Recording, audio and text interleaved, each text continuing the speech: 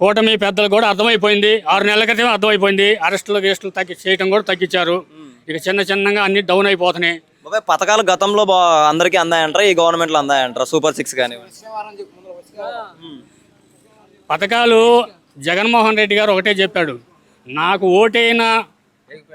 వేయని వాళ్ళకి కూడా నా పథకం అందించమన్నాడు. అదే చంద్రబాబు నాయుడు గారు నాకు 40 సంవత్సరాల ఇండస్ట్రీ అంటాడు. మరి నేను 4 సార్లు ఈ రాష్ట్రాన్ని ముఖ్యమంత్రిని చేశాను అంటాడు. ఆయన ఏమంటాడు, నేను వేసిన రోడ్ల మీద నడవకండి అంటాడు. నా బియ్యం తినవామంటాడు. మన వాళ్ళకే పథకాలు ఇవ్వమంటాడు. మరి ఆయన వయసుకి ఈయన వయసుకి తేడా బ్యారేజ్ చేసుకుంటే ఈ రాష్ట్రంలో ప్రజలు నవ్వుకుంటున్నారా? మళ్ళీ గతంలో జగన్ గారికి 151 స్థానాలు సీట్లు ఇచ్చిన ప్రజలు ఇప్పుడు ఎందుకని వద్దనుకొని 11 స్థానాలకు పరిమితం చేశారంట. దాని గురించి మీరేమంటారు? కరెక్టే, నువ్వు అడిగిన ప్రశ్న మంచి మాటే. ముగ్గురు కలిసి వచ్చారు కాబట్టి వాళ్ళు 111, 164 వచ్చినాయి.